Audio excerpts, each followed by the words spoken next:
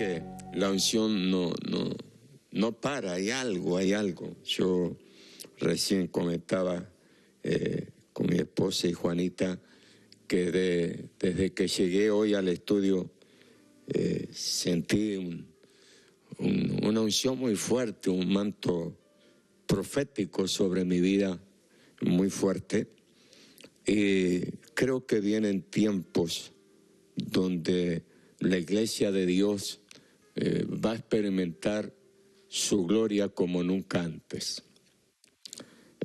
Ayer yo hablaba algo al final, sobre Moisés, cuando Dios le manda la comisión que le manda hacer. Y Moisés había visto ya los dones, Moisés ya había visto los milagros, pero cuando Dios lo quiere llevar a algo más, Moisés le dice: si tu presencia no va conmigo, yo de aquí no me muevo, no me muevo. Y qué importante es no moverse fuera de la presencia de Dios, fuera de la presencia de Dios. Y Dios le dice a Moisés algo muy interesante. Dice: mi presencia irá contigo y te dará descanso. Y claro, nosotros cuando leemos la palabra descanso, automáticamente nuestra mente va al dormir, al descansar. Pero esta palabra descanso, cuando Dios le dice: mi presencia irá contigo y te dará descanso, le está diciendo: tú no vas a hacer las cosas, yo las voy a hacer. Tú no vas a pelear, yo voy a pelear. Tú no vas a abrir las puertas, yo las voy a abrir. Tú no vas a conquistar reinos, yo los voy a conquistar. Tú no vas a pelear contra tus enemigos, yo voy a pelear. En otra palabra, le está diciendo: tú vas a descansar en mi presencia. Ahora, qué interesante es estar en la presencia de Dios. Cuando yo camino, tú caminas en la presencia de Dios, todas las palabras que Dios nos da, todas las palabras que Dios nos habla, todas las palabras que fueron depositadas en nuestro espíritu, van siendo en cumplimiento mientras nosotros caminamos y estamos y habitamos en la presencia de Dios. Cuando nosotros salimos de la presencia de Dios, cuando nosotros nos descuidamos y perdemos esa intimidad con la persona del Espíritu Santo y salimos de esa intimidad, de esa presencia de Dios, es salir cuando trabajamos nosotros, es salir cuando tenemos que pelear nosotros, es salir cuando tenemos que hacerlo nosotros con nuestras fuerzas, Pero cuando estamos en la presencia de Dios, cuando habitamos en la presencia de Dios, el Espíritu Santo es el que nos guía. Y sabe, un día estando en la presencia de Dios, estaba ya cansado, venía de una cruzada, me acuerdo que le había coordinado a mi amigo que me da el honor de tener su amistad, el evangelista Carlos Anacondi, a quien amo profundamente. Eran la una y pico de la mañana y yo ya estaba durmiéndome, ya estaba mis ojos agarrando sueño, cuando de repente el Espíritu Santo me da una revelación sobre el poder de la ofrenda y me dice: con 2 ofrendas yo vencí al diablo. Y yo me acuerdo que estaba por dormirme y le dije: Dios, yo estoy cansado, me quiero dormir. Y el Espíritu Santo me habló de vuelta estando en su presencia, porque en la presencia de Dios es cuando recibimos la revelación. No podemos recibir la revelación fuera de la presencia de Dios. Él me volvió a decir: con 2 ofrendas yo vencí al diablo. Y hoy te voy a mostrar el poder de la ofrenda y por qué el diablo odia tanto cuando ustedes hablan de ofrenda, y más por qué el diablo odia tanto que ustedes practican la ofrenda. Porque una cosa es hablar de ofrenda y otra cosa es practicar la ofrenda. Y ¿sabe algo?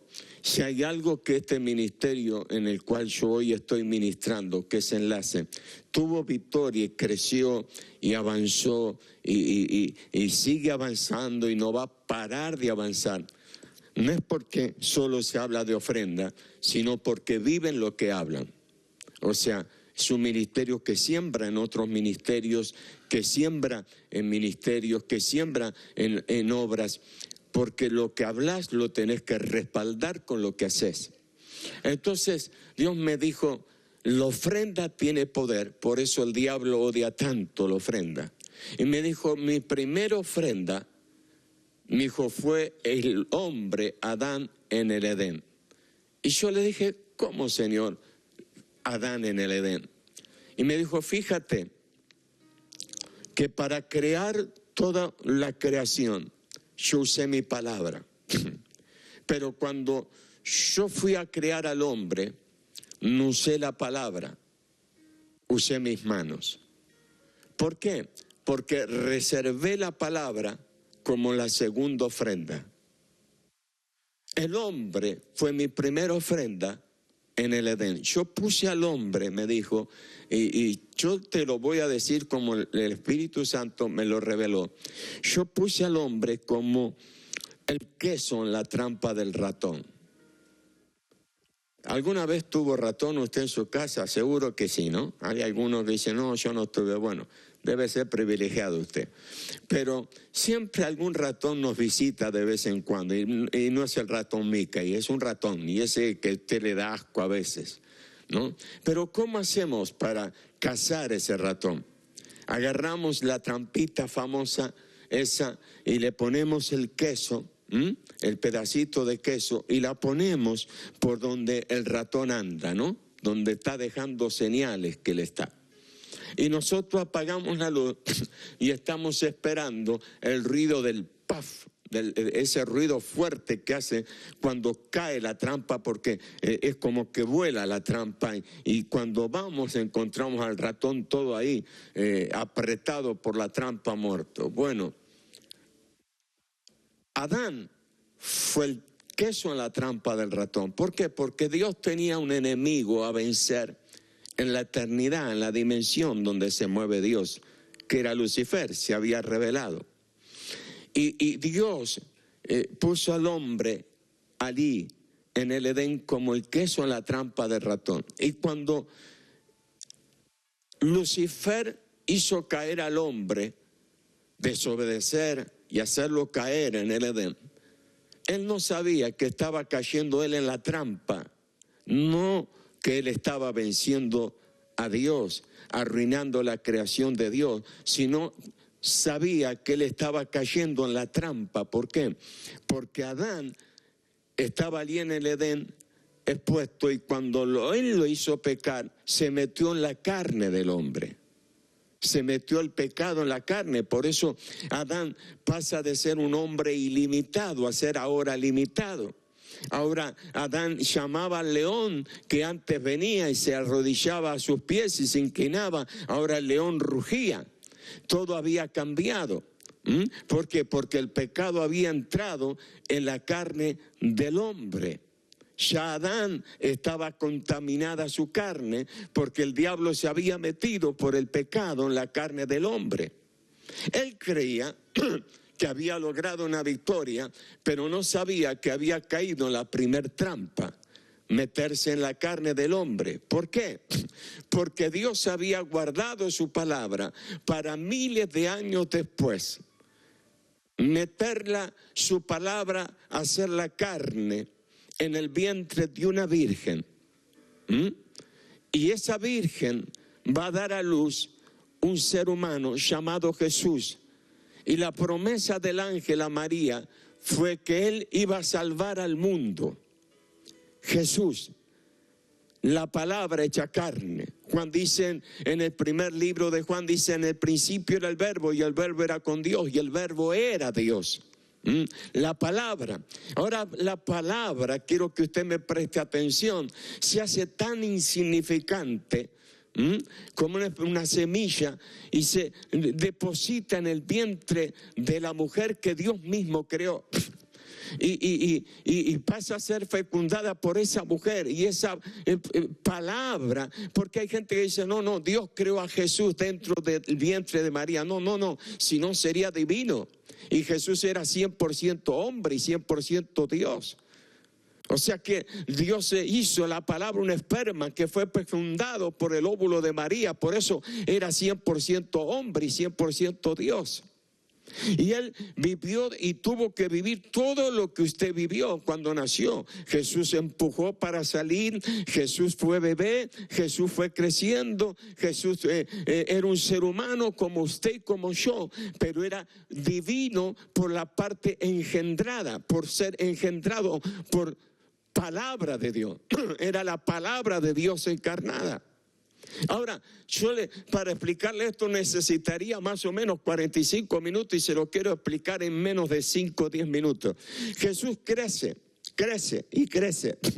Y ahora comienza su ministerio y pasa por el Jordán y se escucha la voz de Dios, este es mi hijo amado, y empieza su ministerio y es llevado por el Espíritu al desierto y es tentado por Satanás y lo vence a Satanás en la tentación, y dice la palabra que sale del desierto en el poder del Espíritu. ¿Qué quiere decir? Que en el desierto muere su humanidad para que ahora fluya la divinidad de Dios en él. Entonces ahora él ya venció la carne en el desierto.